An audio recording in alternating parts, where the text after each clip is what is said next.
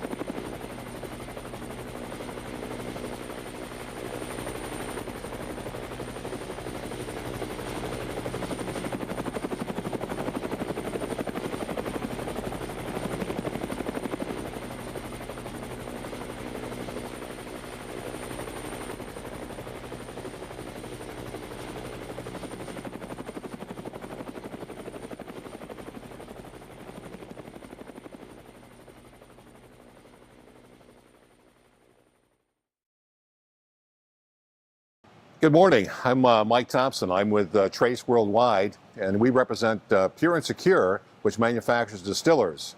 And the reason why we're here today, we'll be talking about the distiller that we installed here at the DC Army National Guard back about in 2013, almost more than 4 years ago. Yeah, that's right. Since that time, the National Guard has fielded over 37 units to other National Guard states throughout the country. This was done per the request of the National Guard Bureau and also the people down at the program office in Huntsville, Alabama. The demo unit that was originally here, now we've got it back at our facility, is still operating fine today and works just the way it did back 4 years ago. So the DC National Guard now has a new distiller, which is the XQ-1400, which we're going to be talking about today and demonstrating it, and also talk about the system operation and maintenance. I'd like to introduce CW5 Ron Lagore. He can give you a little background about what he's done here and his responsibilities here at the DC Army National Guard here at Davison Army Airfield in Fort Belvoir. Ron. Hey, thanks, Mike. You already promoted me. You're good. Oh, I did? All right, okay. CW4 Ron Lagore, Oh, okay. DC National Guard. And yeah, we're here to talk about the opportunity that we had to have the TurboPure purifier here, the distiller, for distilled water working with our Lakotas. How many aircraft do you maintain up here? Well, I have 6 LUHs here. We have 4 medevac aircraft, and we have the Metbird, which you see behind it. We have 2 of the MEPs. Before we had the distiller here, can you give us a little background history of what happened when you had the aircraft down there in Texas? Yeah, we sent both of our aircraft, 212 and 214, to the border, and they ran into quite a few corrosion problems down there because the water was actually inundated with sulfur. Sulfur does not get along with magnesium or turbine engine parts at all. Well, it was painfully obviously when we got the aircraft back from Texas, our first 12-month inspection. We had paint bubbling on the transmissions. We had white powder on the turbine blades.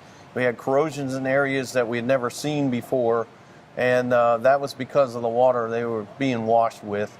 And it cost quite a bit of labor. The transmission had to be removed, and over 34 places to depths up to 100 thousandths in corrosion in a short 6-month period of time that the aircraft was down there.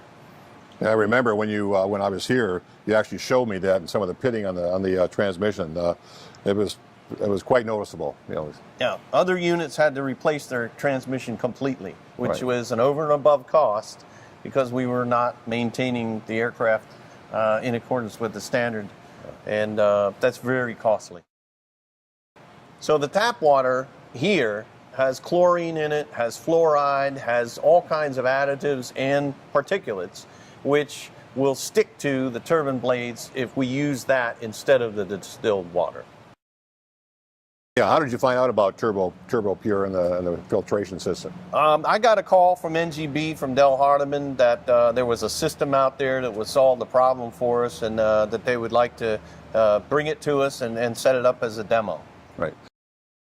Yeah, when could you tell it was being effective? Yeah, right away on our 100-hour inspection and our annual inspection, when we take the screens off the engine, we didn't see the white powder on the turbine blades anymore.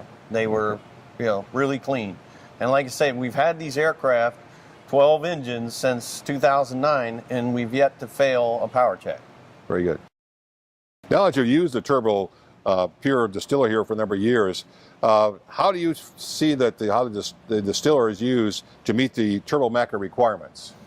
It meets all the requirements that we had for engine wash, engine rinse, and the rinses come up fairly regular with our fleet. We operate near the New York area. We go up and down the coast a lot, offshore. So the engine rinse requirement is a requirement when they return.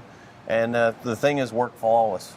It's an instant source of distilled water. Anytime we have an aircraft that's in a saltwater environment, we have to do an engine rinse. Anytime we meet the time requirement, we have to do a wash. So we have to have a good source of distilled water on hand so that we're not putting foreign matter through our engines. So the distiller helps us out with that. Elsewise, he'd have to track down the supply person, try to find the bottles that are in the back room, and get them out of 1-gallon jugs. And that's what we were doing before we had the distiller. Yeah. Now, here at DC Guard, we rinse the engines every 100 hours. I believe that is reducing the amount of our particulates on the compressor blades before I do my power check. So we'll come out and do an engine rinse with the engine running every 100 hours.